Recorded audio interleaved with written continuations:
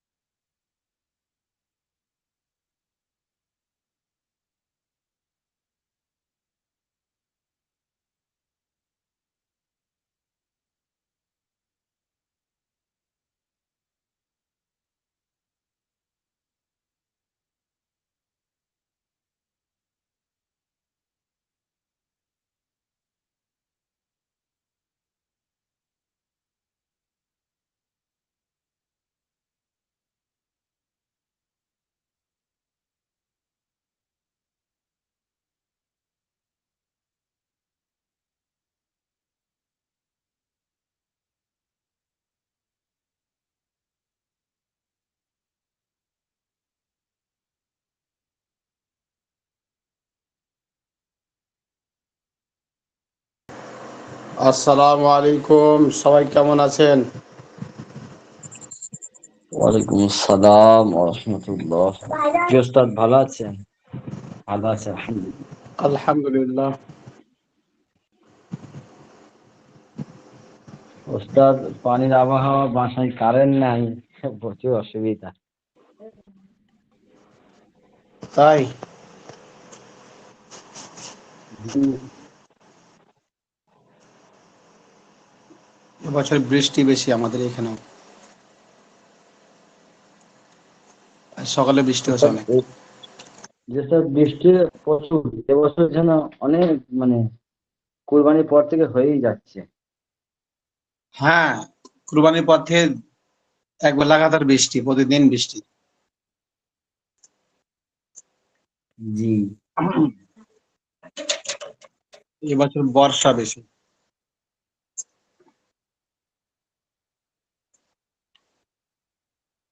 আলহামদুলিল্লাহ, আমরা শুরু করব এখন।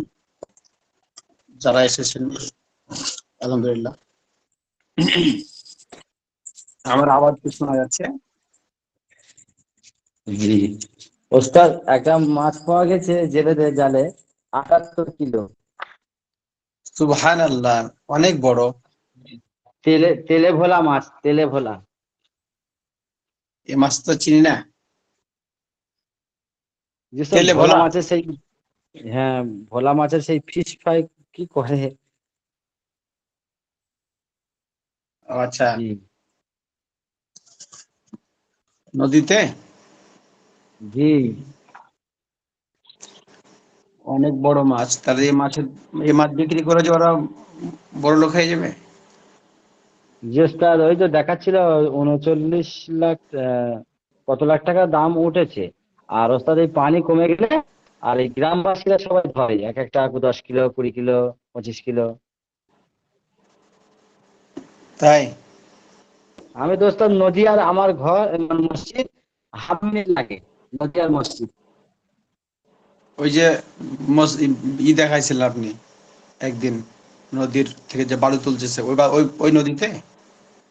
জি ওস্তাদ, আমার কোয়ার্টার থেকে 1/2 মিনিট লাগে নদীটা। অনেক কাছে। জি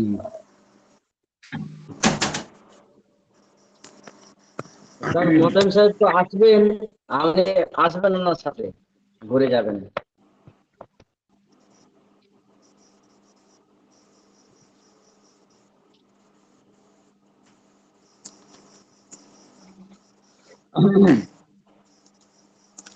আমার আওয়াজ ভালো মতো শোনা যাচ্ছে কি? আমার এখানে নেটওয়ার্ক একটু কম। জি জি, শোনা যাচ্ছে। কয়দিন থেকে বেশি ডিস্টার্ব করছে। হুজুর পড়া শুরু করে দেন, হুজুর টাইম চলে যাইতেছে। হ্যাঁ, শুরু করে দিব তো এখনই। জয়নুল সাহেব, কি অবস্থা আপনার? ভালো? জি হুজুর, হুজুর কিতাবটা শেষ করতে হইব হুজুর। তাই নাকি? আলহামদুলিল্লাহ, শেষ করব। ইনশাআল্লাহ। বেলাল সাহেব, কি খবর? ঘুমাচ্ছে নাকি? তাই তো দেখি ঘুমাচ্ছে। তো ঠিক আছে, আমরা কিতাব বের করি সবাই। আমার স্ক্রিনটা দেখেন, দেখা যায় কিনা।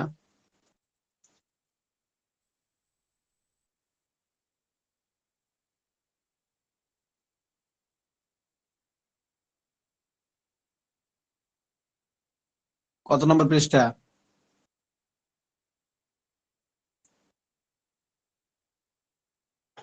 হুজুর পিছিলা পড়া আপনার ছিল, পিছিলা পড়া ছিল হুজুর ওই যে জানাজা বহন ও দাফন, পিছিলা পড়া ছিল।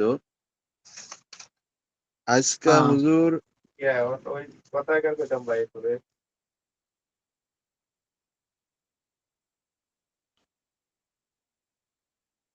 এটা কত নম্বর পৃষ্ঠা বললেন? 16 নম্বর পৃষ্ঠা পর্যন্ত পড়া ছিল হুজুর পিছিলা। আজকে 17 নম্বর পৃষ্ঠা থেকে শুরু হইব। 17 আচ্ছা, নম্বর বলতে হুজুর এখানে আমার মনে হয় 16 নম্বরে এখানে কতটুকু হয়েছে আমার সতটুকু স্মরণ নাই। দাফনের আহকাম পড়া হয়েছে, তাই না? তাহলে জাকাত অধ্যায় থেকে হবে। জি হুজুর, জাকাত। না হুজুর, ওই যে এখানে বাকি আছে হুজুর, আমি এই জিনিসটা বুঝলাম না।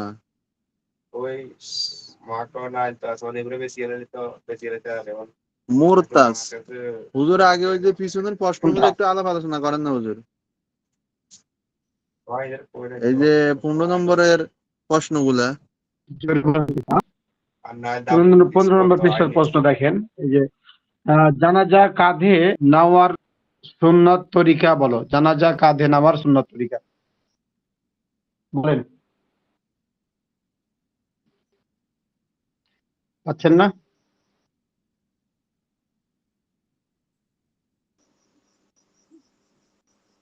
যার মনে আছে সে বলেন।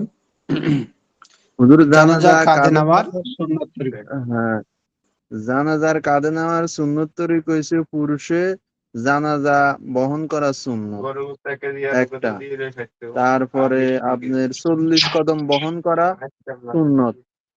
তারপরে হুজুর প্রথমে সামনে মাইয়াতের ডান কাঁধে, তারপরে হুজুর বাম কাঁধে, তারপরে হুজুর পিছনে ডান দিকে, তারপরে আপনি ডান কাঁধে নিবে, তারপর সামনে বাম দিকে, তারপরে বাম কাঁধে নিবে, তারপর পিছনের বাম কাঁধে নিবে।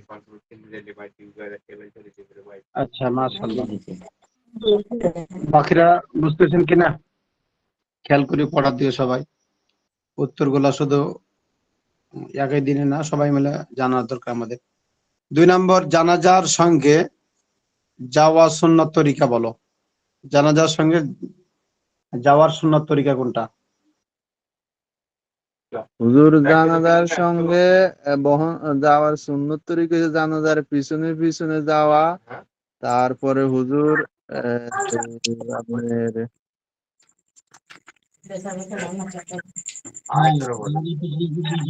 এবং কালিমা শাহাদাত বলতে বলতে।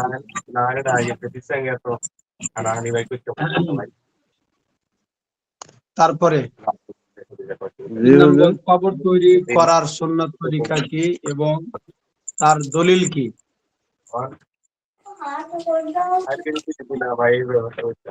এটা বলেন। 3 নম্বরটা, কবর কবর তৈরি করার সুন্নত কবর তরিকা। জি, কবর সোজা না করে কি লাহান করা সুন্নত হুজুর। লাহান লাহদ করা। লাহদ করা সুন্নত। তারপরে হুজুর আহ হ্যাঁ, লাহাদ করা তারপরে সুন্নত গর্ত এবং করে কেবলার দিকে আহ, ঢুকিয়ে দিয়ে আর ওপরে মাটি দেওয়া ডান মাইয়িতকে। ডান কাত করে শোয়ানো, তারপরে কবর খননের ক্ষেত্রে লাহাদ করা, অথবা যেটা বুগলি কবর বলা হয় এটা করা, এইভাবে। তারপর 4 নম্বর মাইয়তকে কবরে নামানোর এবং কবরে রাখা সুন্নাত তরিকা। তাহলে কিভাবে মাইয়াত, মাইয়াত রাখবে?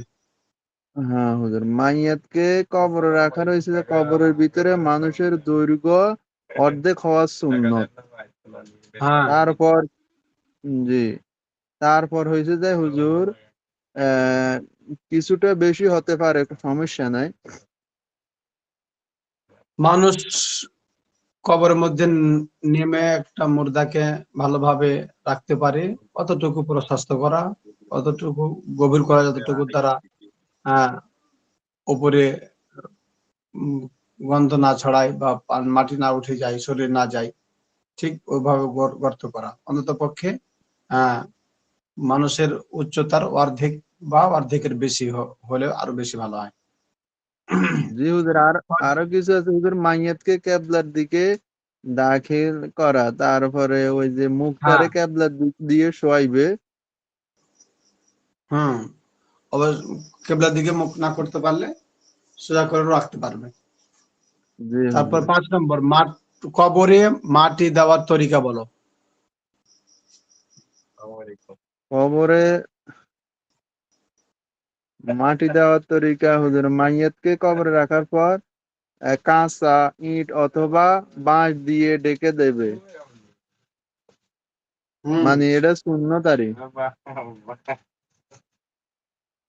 মাটির ইট হুজুর, ওই যে পোড়া ইট না, এটি দিয়ে আপনার মাটি কাঁচা দেওয়া ইট। সুন্নত। তারপরে আরো আছে হুজুর অনেকগুলো। পানি, 3টি মাটি দিবে। হ্যাঁ, পানি জাহাজে আর ওই কুজো ইটুর মতো, উটের মতো তার কবরের উপরটাকে একটু সাইজ করে দিবে, উটের চূড়ার মতো আর জি কি। জি। পানির পানির জাহাজে মারা গেলে কি করণীয়? 6 নম্বর হলো না, পানির জাহাজে মারা গেলে জাহাজের যদি মারা যায় আর তার স্থলে মৃত্যুদেহর নষ্ট হওয়ার আশঙ্কা থাকলে আপনার তাতে গোসল ও কাফন, জানাজার পর মাইয়াতকে পানিতে নামিয়ে দেওয়া হবে, দিতে হইব হুজুর। জেনারেল সাহেব, নাকি হয়েছে না হুজুর?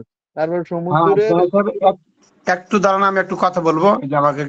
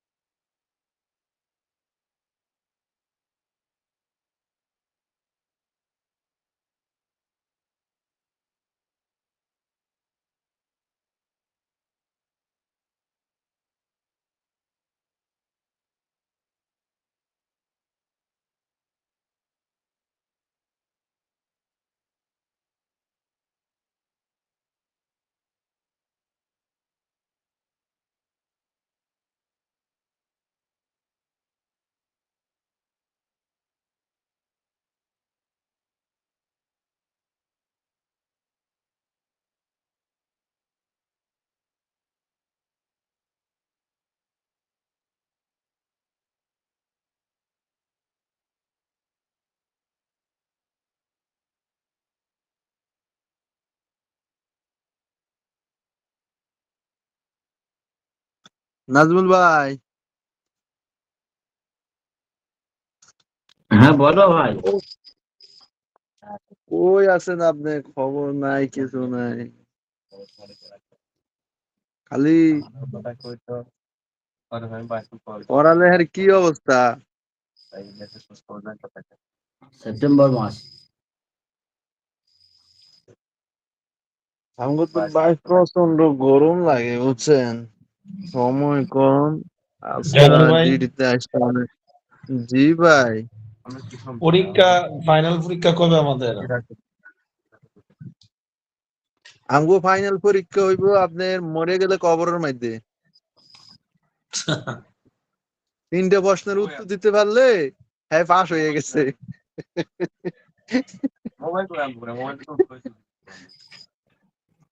এটা তো জীবনের সবচেয়ে বড় পরীক্ষা। এইটাই তো আসল পরীক্ষা।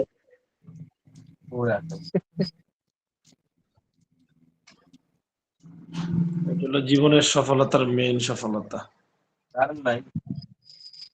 ওই পরীক্ষায় পাশ করার জন্য তো এই যে মনে করেন যে একটু একটু আসলে চর্চা করতেছি।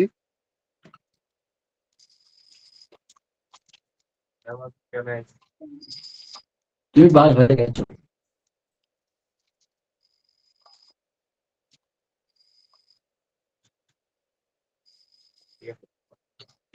শেখসুরি ভাই,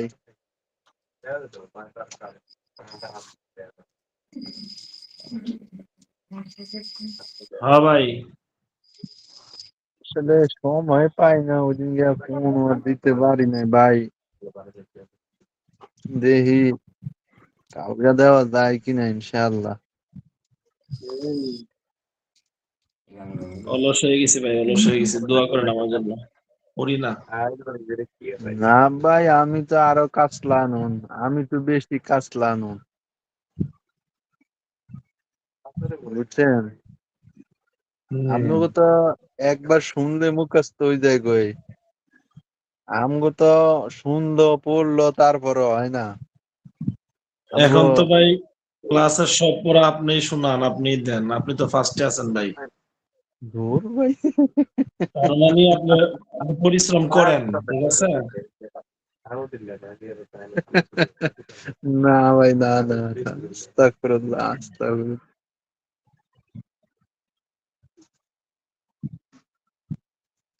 হুজুর কই গেল?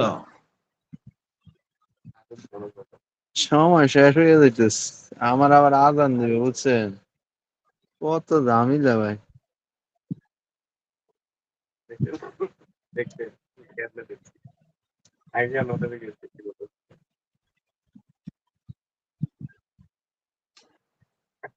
আমাকে সৌদি আরব থেকে একটা ভাই আছে কুমিল্লার, এই ভাইটা আয় নাই, খুব ফিকির শিকার। কি আমাদের গ্রুপে? হ্যাঁ হ্যাঁ হ্যাঁ ওই যে সিরাজুল ইসলাম যে? হ্যাঁ, মনে হয়। সিরাজুল ইসলাম। তাইনের বাড়ি কোনে? তাইনের বাড়ি ভাই আমার মনে হয় এই কুমিল্লায় তো কইছিল হেলা। ও,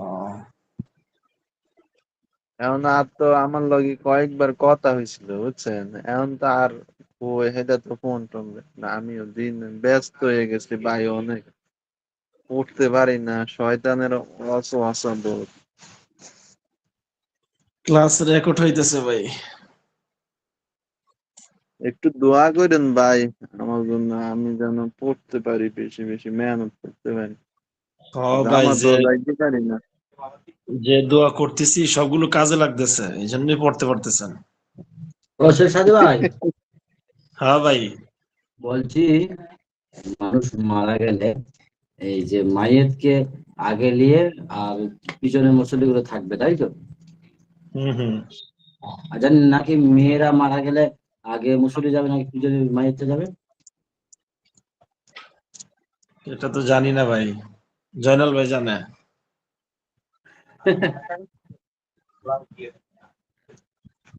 মাইয়াদের খাটটা ওই যে 4 জনে কাঁধে নেওয়ার পরে মাইয়াদের সামনে দিয়া আগে দেওয়া এটা কিন্তু মনে করেন যে যারা খাদ্যছে হেরা বাদে আর আগে গেলে কিন্তু মাকরু আসলে অনেক কিছু আমরা মানি না।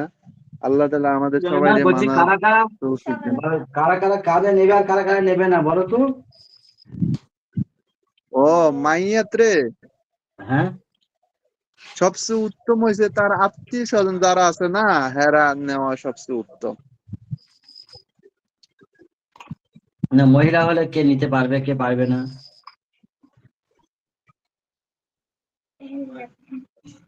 মহিলা হইলে মনে করেন যে যেগুলা আপনার ভেগান আছে না মহিলাদের জন্য, ওই ওগুলা মনে করেন যে না নেওয়াই ভালো। কিন্তু এই যে মাসালা এই যে পড়লাম এখানে তো এগুলা আপনার বিস্তারিত দেওয়া নাই, মহিলাদেরকে কাকে দিবে না না নিবে।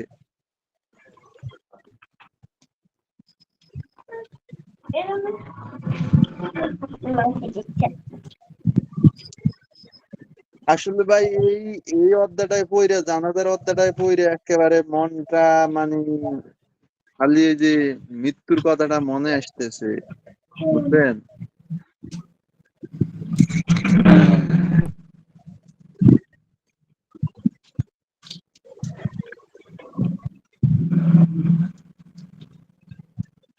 গত কিছুদিন আগে আমাদের এখানে একটা মানুষ মারা গেছে। আল্লাহ,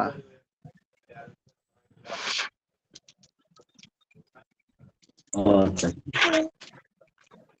আমাদের পাশের গ্রামে একটা আছে, ওটা পীর এলাকা। ওর মারা গেলে কপালে লিখে দেয়, মানে সার্টিফিকেট দিয়ে দিচ্ছি, জান্নাতে চলে গেছে। নাজমুল ভাই ওই পড়াগুলো পড়েন তো, হুজুর তো আইতেছে না। এই যে হুজুর আইবো আমরা একটু পড়ি, এই যে রিডিং গুলা পড়েন না, জানাজার দাফন কাফনের এগুলা না, পড়েন। আমার আমার আমার বাসায় কারেন্ট নেই, ঠিক আছে না? কারেন্ট নেই, আমি মোবাইলে চার্জ নেবো আজকে। 0.5 ঘন্টা ক্লাস করে মনে করছিলাম বলে বেরিয়ে যাবো, এখন ক্লাসে আছি, চার্জ কম আছে। একটা মাসালা শিক্ষা করা 1000 নফল নামাজ পড়ার সওয়াব আমল নামায় দেয়। কোন একটা হাদিসের মধ্যে যদি পড়ছিলাম আমি, আমিও পড়ে চেষ্টা, তাও কি এটা বলছি। শিক্ষা 1000 না 100 এরকম হবে, বুঝে গেছি তো। 1000 1000 1000, হ্যাঁ দেখেন তো, দেখেন আল্লাহ কোরআনে আয়াত পড়াটা 100, আর মানে কোরআনে আয়াত পড়াটা শিখে করে 100, এক আয়াত। আর এটার বেলা 1000, মাসালা মাসায় 1000। একটা একটা মাসালা শিক্ষা করলে কত? 1000। আরে বাবারে, মানে এর মধ্যে খালি মাসালা আর 1000 রাকাত নামাজ পড়তে কত সময়ের দরকার? আল্লাহ, মানে হিসাব করলে ক্যালকুলেটর ছাড়া এগুলো বাইর করা সম্ভব না, মুখে হিসাব করে।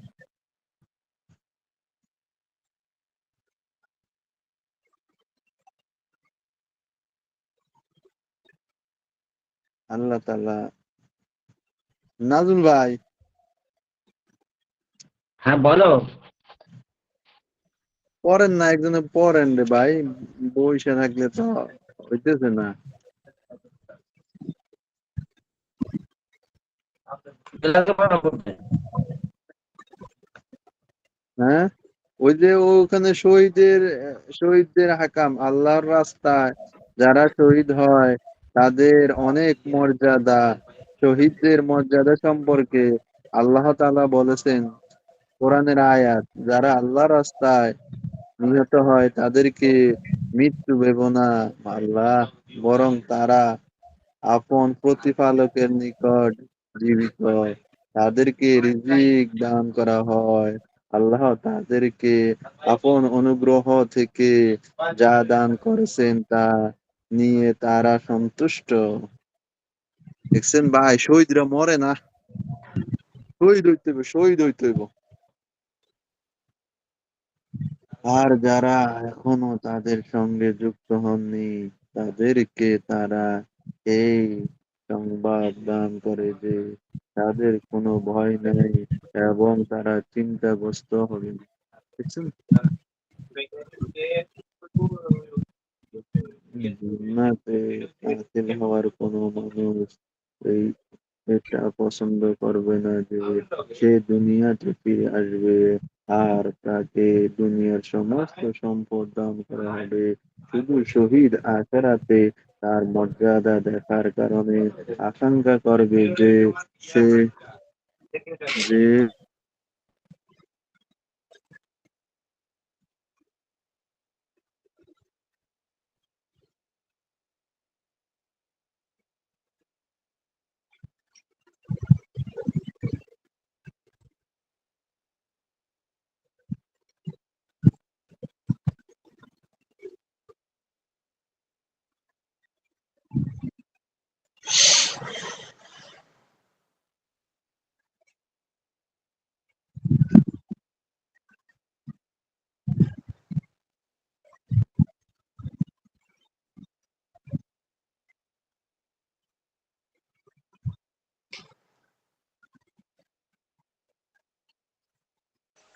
মন সাহেব মুখস্থ করতে হবে, মন সাহেব, মন সাহেব।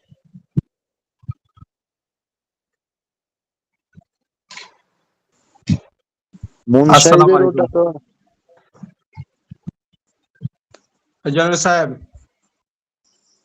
জি হুজুর। ওই যে আমার এক ওস্তাদ ফোন দিয়েছিল, এখন তো ওস্তাদের ফোন না ধরে পারা যায় না।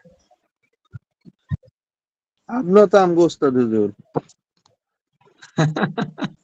শোনেন, আমি ওস্তাদ হতে পারি, আমার ওস্তাদ তো আছে না। ওস্তাদদের তো অবশ্যই সম্মান করতে হবে, তাছাড়া তো মাপ নেই। আচ্ছা, আমরা কত নম্বর পৃষ্ঠায় ছিলাম? আহ, ওই প্রশ্নমালা। যে প্রশ্নমালা 6 নম্বর, পানির জাহাজে মারা গেলে কি করণীয়? হ্যাঁ, পানি জাহাজে এটা মারা গেলে হুজুর, তার পানির পানি জাহাজে হবে তার যদি মারা যায় আর স্থলে স্থলে দূরে হোক এবং মৃতদেহের নষ্ট হওয়ার আশঙ্কা থাকে, তাহলে গোসল, কাফন ও জানাজা আর পর মাইয়াতকে পানিতে নামিয়ে দেওয়া হবে। সমুদ্রের পানিতে হবে তার কবর হুজুর। এখানে হুম। হুজুর এটা আচ্ছা, এটা আর কি। ঠিক আছে, এটাই প্রশ্ন উত্তর হয়ে গেছে, সুন্দর। আমরা চলে যাই, পড়াতে চলে যাই, সময় অনেকটা পার হয়ে গেছে। তাহলে এই জাকাতের আহকাম বিধান, প্রশ্নমালা কয়েকটা থেকে গেল, ওটা পরে পড়াবো। দেখেন সবাই, খেয়াল করেন এদিকে। জাকাতের অধ্যায়, হ্যাঁ, এখান থেকে জাকাত ইসলামের অন্যতম একটি আরকান, যেটা 5 স্তম্ভের একটি। এই জন্য জাকাতের অধ্যায়টাও আমাদের এটা গুরুত্বপূর্ণ একটা অধ্যায়। এগুলো আমাদের অনেক জরুরি মাসাইল, এখান থেকে আমাদের শিক্ষা করতে হবে।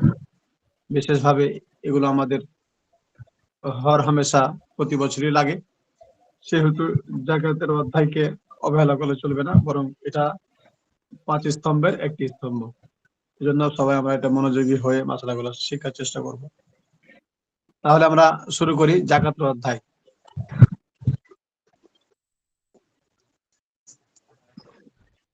হ্যাঁ, আল জাকাত, আল জাকাত শব্দের আবেদনিক অর্থ আন-নুমাউ ওয়াত তাহারাতু। আন-নুমাউ মানে বৃদ্ধি, আর তাহারাত মানে পবিত্রতা। হ্যাঁ, বা বৃদ্ধি ও পবিত্রতা। শরীয়তের পরিভাষায় আল জাকাত অর্থ হলো বিশেষ ব্যক্তির বিশেষ মাল থেকে বিশেষ পরিমাণ আহ, আলোক করে শরীয়ত নির্ধারিত হকদারকে মালিক বানিয়ে দেওয়া। তাহলে এখানে যেটা বললো যে শরীয়তের পরিভাষা জাকাত কাকে বলে, শরীয়তের পরিভাষা জাকাত বলা হয় নির্দিষ্ট পরিমাণ মাল বের করবে। তাহলে নির্দিষ্ট পরিমাণ বলতে কি, এখন শতকরায় 2.5 টাকা, হাজারে 25 টাকা। আর যদি মাল হয় তাহলে 40 ভাগের 1 ভাগ বের করে কি করবে, ওটা জাকাত দিবে নির্দিষ্ট ব্যক্তিদেরকে। জাকাতকে জাকাত এই জন্য বলে যে তা জাকাত আদায়কারীকে গুনাহ থেকে পাক করে এবং তার নফসকে বখল ও কৃপণতার মন্দ ভাব থেকে পবিত্র করে। তার কি পেলাম, জাকাত, জাকাতকে জাকাত কেন বলা হয়? তাহলে জাকাতের জন্য বলা হয় যে জাকাত আর জাকাত আদায়কারীকে গুনাহ থেকে মুক্ত করে। আর কি করে? আর হচ্ছে বখিল, তারপর মন্দ স্বভাব থেকে তাকে পবিত্র করে। এখন মালের মহব্বত যার মধ্যে থাকবে সে তো আর জাকাত বের করতে পারবে না। এই কেন বের করতে পারবে না? সে বখিল, কৃপণ। আর যার মধ্যে মালের মহব্বত নাই তার জন্য জাকাত বের করা কোনো কঠিন তেমন কোনো কাজ না।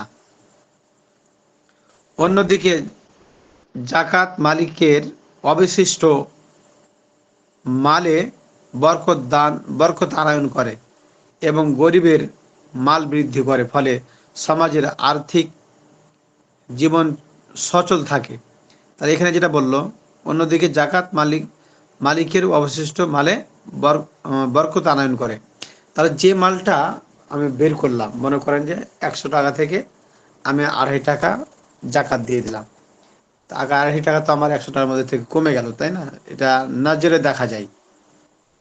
কিন্তু প্রকৃত পক্ষে এই 2.5 টাকার জায়গাতে আল্লাহ তাআলা বরকত দান করে দিবেন।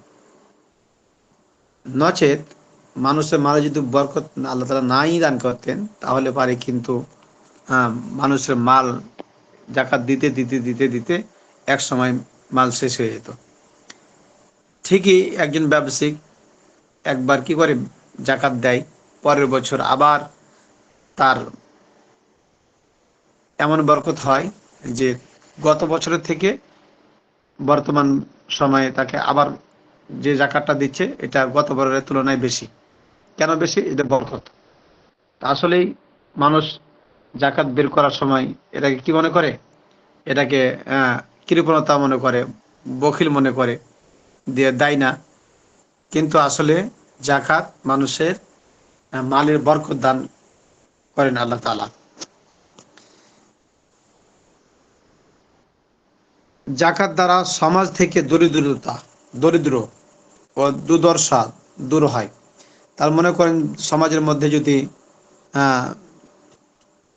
100 লোকের মধ্যে 20টা লোক মনে করেন যে দরিদ্র, যারা জাকাত খাওয়ার মতো উপযুক্ত, তাহলে 100 লোকের মধ্যে যদি 20টা লোক দরিদ্র হয় আর 80টা লোক যদি জাকাত বের করে, বলেন তো ওই 80টা লোকের জাকাত ওই 20 জনকে যদি দেওয়া হয়, তাহলে কি ওই সমাজে ওই গরিব লোককে তার পরের বছর খুঁজে পাওয়া যাবে? না ওস্তাদ, সবাই সবাই পয়সাওয়ালা হয়ে যাবে। হ্যাঁ, তার পরের বছর খুঁজে পাওয়া যাবে না। মানে তার 80 জনের জাকাত এটা কম বের হবে না, আলহামদুলিল্লাহ যথেষ্ট পরিমাণ। ওই দরিদ্র লোকদেরকে যদি দেয়,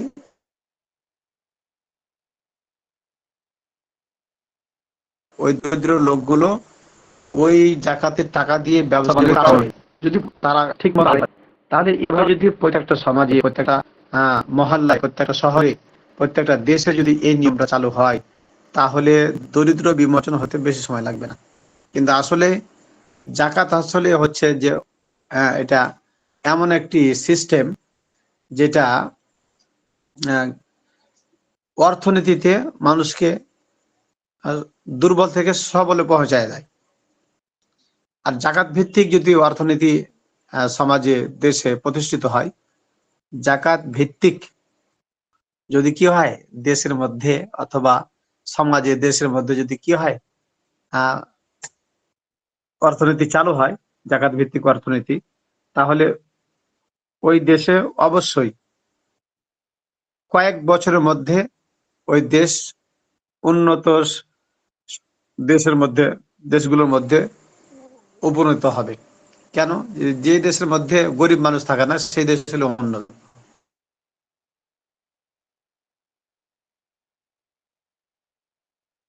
আর যে দেশের মধ্যে গরিব লোক থাকে সেই দেশকে তো মানুষ উন্নত বলে না। এই জন্য জাকাত দ্বারা সমাজের, দেশের অনেক উন্নত হয়। কিন্তু মানুষ যখন জাকাত দেয় না, তো গরিবই থেকে যায় আর ধনী। এই জন্য জাকাত এমন একটি সিস্টেম যার দ্বারা গরিবের যে খোরাক আছে, গরিবের যে রুজি আছে, সেটা ওই জাকাতের মাধ্যমে তাদের কি হয়, অভাবটা পূরণ হয়। তাহলে জাকাত দ্বারা সমাজ থেকে দরিদ্রতা ও দুর্দশা দূর হয় এবং ধনী ও গরিবের মাঝে ভালোবাসা ও মহব্বতের বন্ধন সৃষ্টি হয়। হিজরতের দ্বিতীয় বছর রমজানের রোজা ফরজ হওয়ার আগে জাকাত ফরজ হয়। তা কি বললো, হিজরির দ্বিতীয় বছর রমজানের রোজা ফরজ হওয়ার আগে জাকাত ফরজ হয়েছে। আর জাকাতের জাকাতের ফরজিয়ত কিতাব, সুন্নাহ ও ইজমা দ্বারা সুপ্রমাণিত। সুতরাং জাকাতের ফরজিয়ত অস্বীকারী কাফির হবে। কেন কাফির হবে? যে এটা কোরআনের মধ্যে সরাসরি আছে, তো এই জন্য কেউ অস্বীকার করলে সে কাফির হয়ে যাবে। আর যারা জাকাতের ফরজিয়ত স্বীকার করে ও তা আদায় করে না, তারা জঘন্য কবিরা গুনাহে লিপ্ত ফাসিক। কেউ স্বীকার করে জাকাত দিতে হবে কিন্তু দেয় না, তারা কবিরা গুনাহে লিপ্ত হবে এবং তাদেরকে ফাসিক বলা হবে। নবী করিম সাল্লাল্লাহু আলাইহি সাল্লাম এর ওয়াফাতের পর যারা জাকাত আদায় করতে অস্বীকার করেছিল, হযরত আবু বকর সিদ্দিক রাদিয়াল্লাহু তাআলা আনহু তাহাদের বিরুদ্ধে জিহাদ করেছেন। হুজুর সাল্লাল্লাহু আলাইহি ওয়াসাল্লাম মারার পরে কিছু মুনাফিক মার্কা কিছু লোক তারা জাকাত দিতে অস্বীকার করলো। তো আবু বকর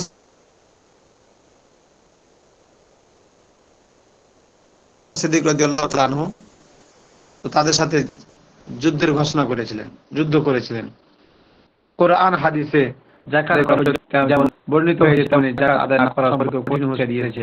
কোরআন শরীফে আল্লাহ তাআলা বলেন, ওয়াল্লাযীনা ইয়াকনিজুনা যাহাবা ওয়াল ফিদ্দা ওয়ালা ইউনফিকুনাহা ফি সাবিলিল্লাহি ফাবাশশিরহুম বিআযাবিন আলীম ইয়াওমা ইউহমা আলাইহা ফি নারি জাহান্নাম ফাতুকওয়া বিহা জিবাহুহুম ওয়া জুনুবুহুম ওয়া যুহুরুহুম হাযা মা কানাজতুম লিআনফুসিকুম ফাযুকু মা কুনতুম তাকনিজুন। তাহলে এটা জাকাত সম্পর্কিত একটি আয়াত।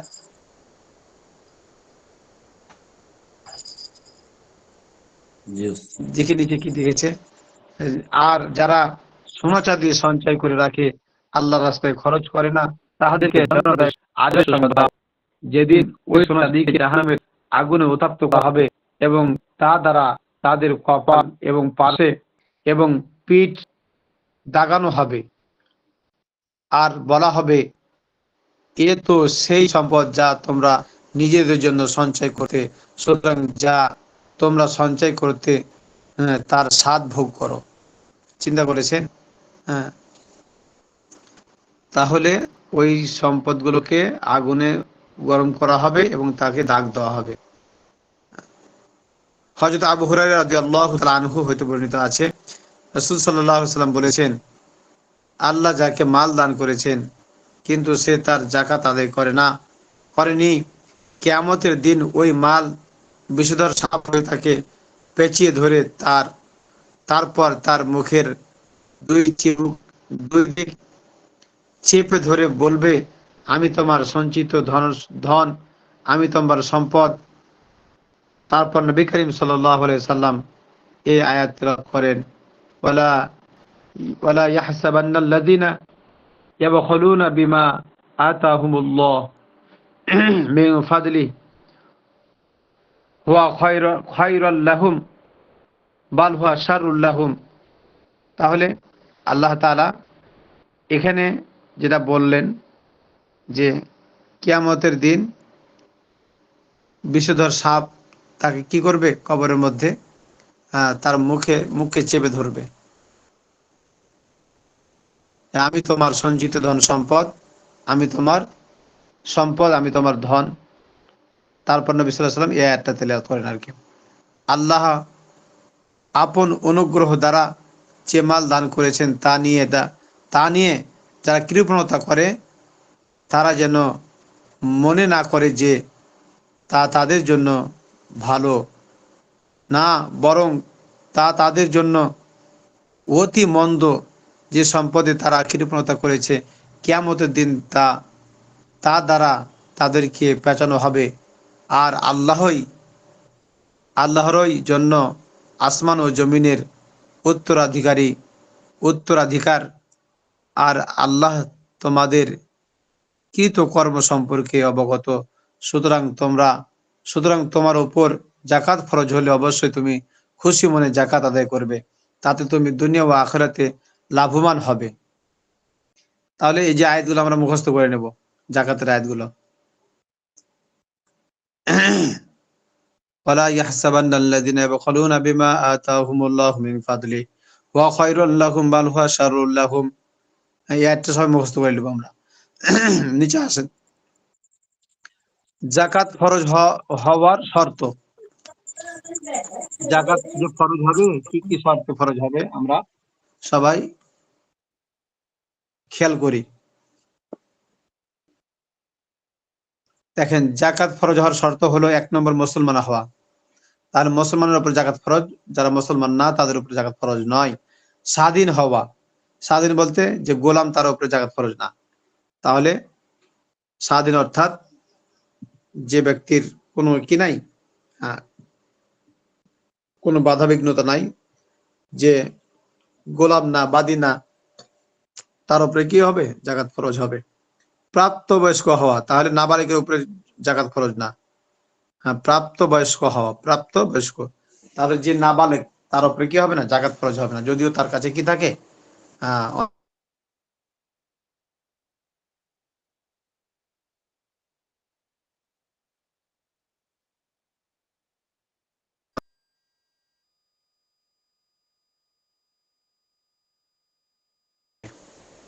4 নম্বর সুস্থ মস্তিষ্ক হওয়া, যে পাগল তার উপরে জাকাত।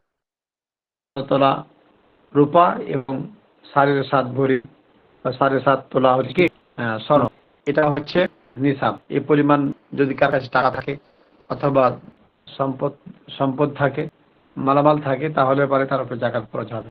এর মাসালা নিচে আসবে। তারপরে 6 নম্বর নিসাব পরিমাণ মাল তার মৌলিক প্রয়োজন থেকে উদ্বৃত্ত হওয়া। নিসাব পরিমাণ মাল তার মৌলিক, অর্থাৎ যেগুলো তার খরচ আছে, এগুলো খরচ করার পরে যদি অতিরিক্ত থাকে তাহলে তার উপরে খরচ হবে। 7 নম্বর সক্রিয় ঋণ থেকে মুক্ত হওয়া। মনে করেন যে তার আছে 2 লাখ টাকা, আর ঋণ আছে মনে করেন যে 2.25 লাখ টাকা, তাহলে তো যদি 2.25 লাখ টাকা ঋণ পরিশোধ করেই দেয়, তাহলে তো তার কাছে আর কোনো টাকা থাকে না, আর 25,000 থাকে, তাই 25,000 উপরে জাকাত আসবে না, এটাই বলছে আর কি।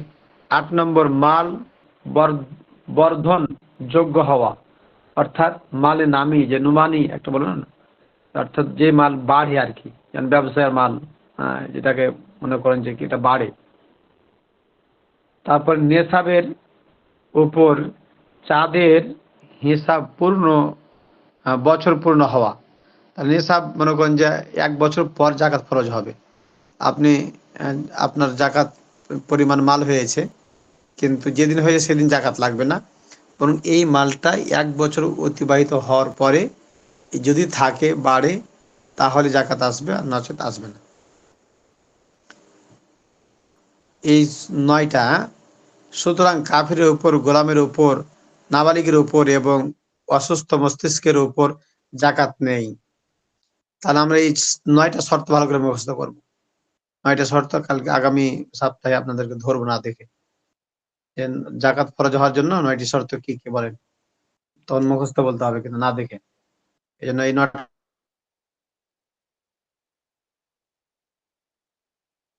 শর্ত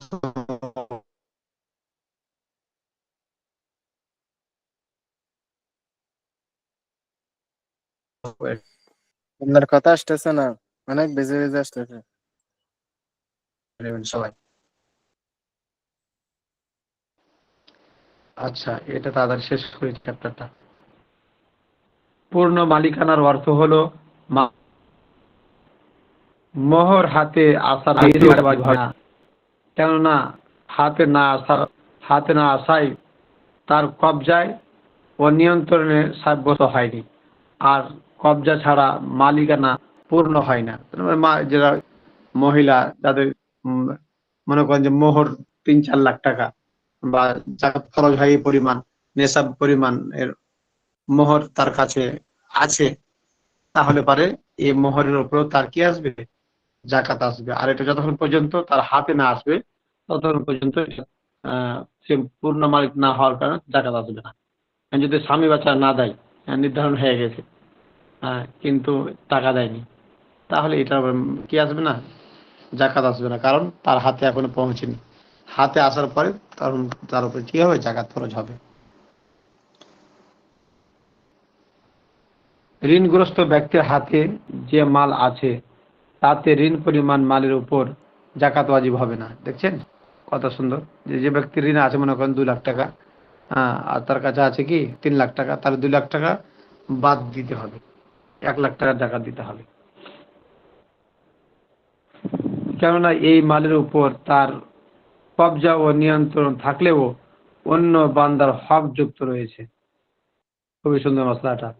মৌলিক প্রয়োজন অর্থ বেঁচে থাকার এবং জীবন ধারণের জন্য যা প্রয়োজন, যেমন নিজের ও পোষ্য পরিজনের অন্ন অর্থাৎ খাদ্যদ্রব্য যা লাগে, বস্ত্র, বাহন, বাসস্থান এবং আত্মরক্ষার কাজে ব্যবহৃত অস্ত্র, এগুলো করতে যা যা যতটুকু ব্যয় হয় এগুলো বাদ দিয়ে আপনাকে কি করতে হবে, জাকাত দিতে। তাহলে মৌলিক খরচ মানে নিজের জন্য যা যা লাগে, পোষ্য পরিজন অর্থাৎ পরিবার পরিজনের জন্য, অন্ন অর্থাৎ খাদ্যদ্রব্য, বস্ত্র মানে পোশাক আদি, বাহন মানে হতে পারে মোটরসাইকেল বর্তমান যুগে, হতে পারে প্রাইভেট কার বা অন্য কোনো যানবাহন, তারপরে বাসস্থান বলতে বাড়ি টাড়ি যদি না থাকে, এবং আত্মরক্ষার কাজে ব্যবহৃত যদি কি লাগে, সেই ক্ষেত্রেও যা যা প্রয়োজন সেগুলো বাদ দিয়ে অতিরিক্ত টাকার জাকাত আসবে। তারপরে সক্রিয় ঋণ মানে বান্দার পক্ষ হতে যে ঋণ তাগাদা আছে, যেমন স্ত্রীর মোহর। সুতরাং মোহর বাদ দিলে যদি নেশাব না থাকে তাহলে জাকাত ওয়াজিব হবে না। হ্যাঁ, তাহলে মাল ছিল তার কাছে মনে করেন যে 1 লাখ, মোহর মোহর পায় মনে করেন যে 80,000, তাহলে তো মোহরের টাকা যদি বাদ দিয়ে দেয় তাহলে পরে আর কি হবে না, জাকাত ওয়াজিব হবে না। বর্ধনশীল সম্পদ অর্থ ক পালিত পশু যা মাঠে চড়ে বেড়ে ওঠে এবং প্রয়োজনের মাধ্যমে বৃদ্ধি লাভ করে। খ কিংবা স্বর্ণ রূপা যাকে শরীয়ত বর্ধনশীল বলে গণ্য করেছে। গ কিংবা ব্যবসার পণ্য যা মুনাফা মাধ্যমে বৃদ্ধি লাভ করে। সুতরাং গবাদি পশু যদি বছরের অধিকাংশ সময় মাঠে চরে খায়, মালিকের দানা পানি কিনে খাওয়াতে না হয়, তাহলে সেগুলোর উপর জাকাত ওয়াজিব হবে, কেননা সেগুলো প্রকৃতই বর্ধনশীল সম্পদ, মানে খরচ না করে এলে কি হয়, বাড়ে। 1 টাকা ভিত্তিতে বছরে একবার একটা বাছুর হয়, সেটা বাড়ে। তদ্রূপ ব্যবসা পণ্যের উপর জাকাত ওয়াজিব হবে, কেননা মুনাফার মাধ্যমে হওয়ার কারণে সেগুলো বর্ধনযোগ্য। যেমন 1 টাকা একটা মাল বিক্রি করলো, সেখান থেকে 20 টাকা লাভ হলো, তাহলে এটা তো বর্ধনশীল। তদ্রূপ স্বর্ণ ও রৌপ্যের উপর জাকাত ওয়াজিব হবে, চাই তা মুদ্রারূপে সরকারি ছাপযুক্ত হোক বা না হোক, এবং চাই তা অলংকার আকারে বা পাত্র আকারে হোক, কেননা ঘরে পড়ে থাকলেও শরীয়ত এগুলোকে বর্ধন গুণ সম্পন্ন মনে করেছে। এখানে যেটা বললো যে তদ্রূপ স্বর্ণরৌপ্যর উপর জাকাত ওয়াজিব, কেননা এই মুদ্রাগুলো সরকারের ছাপযুক্ত হোক বা না হোক, এগুলো কি হয়, অলংকার আকারে বা পাত্র আকারে হোক, যে কোনো ভাবে থাক না কেন, কেননা ঘরে পড়ে থাকলেও শরীয়ত এগুলো কি বলেছে, বর্ধন সম্পন্ন গুণ বলেছে। এগুলো কি বাড়ে বলতে কি, এর দাম বাড়ে। হ্যাঁ, আগে সোনার দাম ছিল কত, 1 লাখের নিচে, এখন 1.25 লাখ ঠেকে যাচ্ছে, তাই না? সেই জন্য এগুলোকে বর্ধনশীল বলা হয়েছে। মণিমুক্তা ও অন্যান্য মূল্যবান পাথর যেমন ব্যবসার পণ্য না হলে সেগুলোর উপর জাকাত ওয়াজিব হবে না। মনি মুক্তা, মনে করেন এগুলো দামি, কিন্তু এগুলোর উপর জাকাত ফরজ হবে না। কেন? যদি এগুলো যদি ব্যবসার মাল না হয়, যদি এটা ব্যবসার মাল হয়ে যায় তখন এটার উপর আবার জাকাত আসবে, কেননা তা বর্ধনশীল নয়, বর্ধনযোগ্যও নয় এবং বর্ধন গুণ সম্পন্নও নয়। বিভিন্ন মালের ক্ষেত্রে জাকাত ওয়াজিব হওয়ার নিসাবও বিভিন্ন, সেগুলো আলোচনা পরে আসছে। তাহলে এখান থেকে থাক।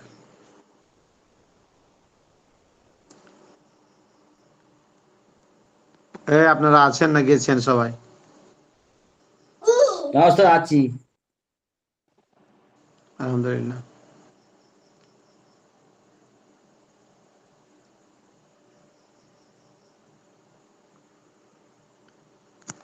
মাসলাগুলো খুব সুন্দর, পড়ে সব মুখস্থ করতে, বুঝতে পেরেছেন? না বুঝে কেউ যাবেন না, একবার দুবার পড়লে পারে ইনশাল্লাহ হয়ে যায়। নাই যদি কেউ পড়ে তাহলে তো হবে না জীবনে, পড়তে হবে, পড়ে মাসলাগুলো হল করতে হবে, তাহলে ইনশাল্লাহ হবে। দেখি আপনাদের হাজিরা লওয়া যায় কিনা। মাঝে মধ্যে আমার এখান থেকে কাজই করে না, দেখি আজকে হতে পারে।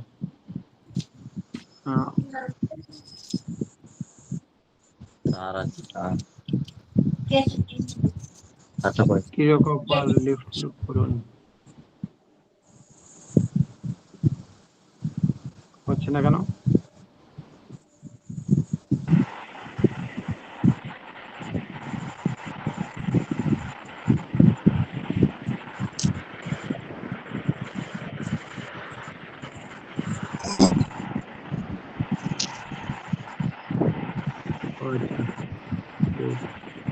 ওস্তাদ একটা কোশ্চেন ছিল। হ্যাঁ বলেন।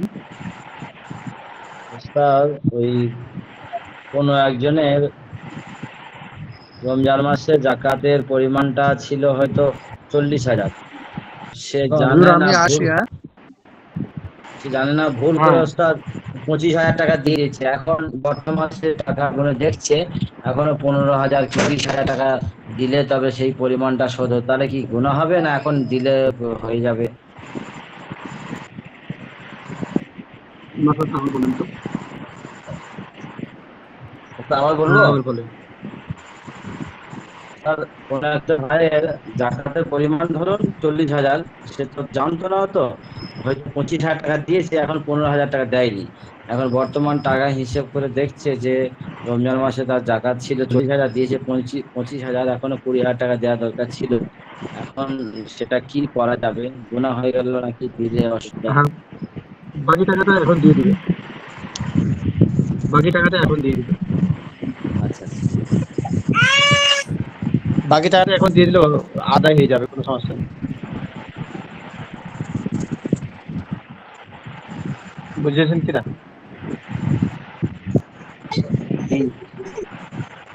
বাকি টাকাটা এখন দিয়ে দিলে টাকাটা আদায় হয়ে যাবে, অসুবিধা হবে না।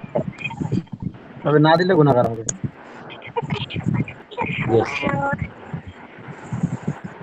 ঠিক আছে, তাহলে আপনারা জাকাতের মাসলাটা অধ্যায়টা ভালো করে পড়বেন, যেহেতু এটা আমাদের লাগে, সেহেতু কেউ অবহেলা করবেন না।